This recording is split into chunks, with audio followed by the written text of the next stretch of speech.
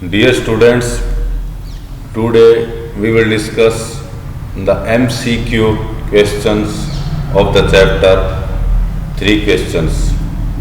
Three questions पाठ के MC questions या इनको कह सकते हैं बहुविकल्पी प्रश्न, इनको आज हम हल करके देखेंगे। Question number first, Who wanted to know the answer to three questions? तीन प्रश्नों के उत्तर कौन जानना चाहता था? ए साइंटिस्ट, ए वैज्ञानिक, बी ए टीचर, एक अध्यापक, सी ए किंग, एक राजा, डी ए ऋषि या फिर ऋषि। तीन प्रश्नों के उत्तर कौन जानना चाहता था? The answer is a king. तीन प्रश्नों के उत्तर एक राजा जानना चाहता था। What were the three questions? तीन प्रश्न क्या थे? A what is the right time to begin something? किसी चीज को सही करने किसी चीज को शुरू करने का सही वक्त क्या होता है? Which people should he listen to? किन लोगों की बात को उसे सुनना चाहिए? What is the most important thing for him to do? उसके लिए सबसे महत्वपूर्ण चीज क्या है? ऑल ऑफ द अबव या फिर सभी। The answer is all of the above. Question number 3, what did the king do to meet the hermit? साधु से मिलने के लिए राजा ने क्या किया? पुट ऑन ऑर्डिनरी क्लॉथ्स, साधारण कपड़े पहने। Left his horse with his bodyguard, अपने घोड़े को अंगरक्षक के पास छोड़ गया। वेंट ऑन अलोन, अकेला चला गया। ऑल ऑफ द अबव या फिर सभी। The answer is all of the above. What was the hermit doing when the king went near the hermit's hut? जब राजा साधु की झोपड़ी के पास गया तो साधु क्या कर रहा था? He was watering the plants, वह पौधों में पानी दे रहा था। He was digging the ground, वह जमीन खोद रहा था या जमीन में खोदी लगा रहा था। He was saying prayers, वह पूजा कर रहा था। He was meditating, वह ध्यान लगा रहा था। The answer is He was digging the ground, वह जमीन खोद रहा था।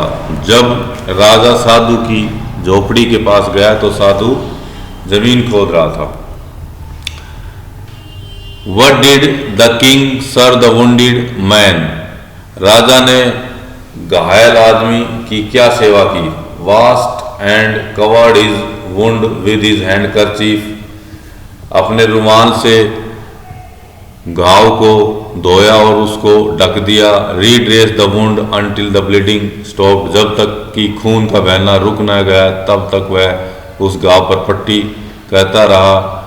Brought fresh water and gave it to him, ताज़ा पानी लाया और उसको दिया। ऑल ऑफ द अबव या फिर सभी। The answer is all of the above. Who was the bearded man? दाढ़ी वाला आदमी कौन था? He was the enemy of the king, वह राजा का शत्रु था। ही वॉज ए रॉबर, वह एक डाकू था। ही वॉज ए जेंटलमैन, वह एक भद्र पुरुष था। नन ऑफ द अबव या फिर कोई भी नहीं। The answer is he was the enemy of the king, दाढ़ी वाला आदमी राजा का शत्रु था।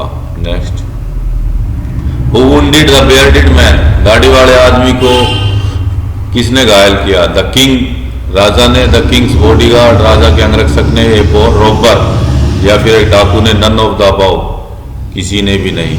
The answer is the king's bodyguard, राजा के अंगरक्षक ने। दाढ़ी वाले आदमी को राजा के अंगरक्षक ने घायल किया। Why did the bearded man swear revenge on the king? Swear revenge on the king, swear mean बदला लेना, रिवेंज मीन बदला लेना। स्वेयर मीन सौगंध, कसम खाना। Why did the bearded man swear revenge on the king?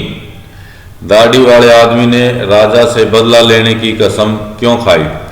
Because the king had looted him, क्योंकि राजा ने उसको लूटा था। Because the king had put his brother to death, क्योंकि राजा ने उसके भाई को मौत के घाट उतार दिया था। Because the king had seized his property, क्योंकि राजा ने उसकी धन संपदा पर कब्जा कर लिया था। बोथ बी एंड सी या फिर दोनों बी और सी सही उत्तर है। The correct answer is both B and C. Why did the bearded man swear revenge on the king? The bearded man swore revenge on the king because the king had put his brother to death and had seized his property. दाढ़ी वाले आदमी ने राजा से बदला लेने की कसम खाई क्योंकि राजा ने उसके भाई को मार दिया था और उसकी सारी संपत्ति पर अपना कब्जा कर लिया था।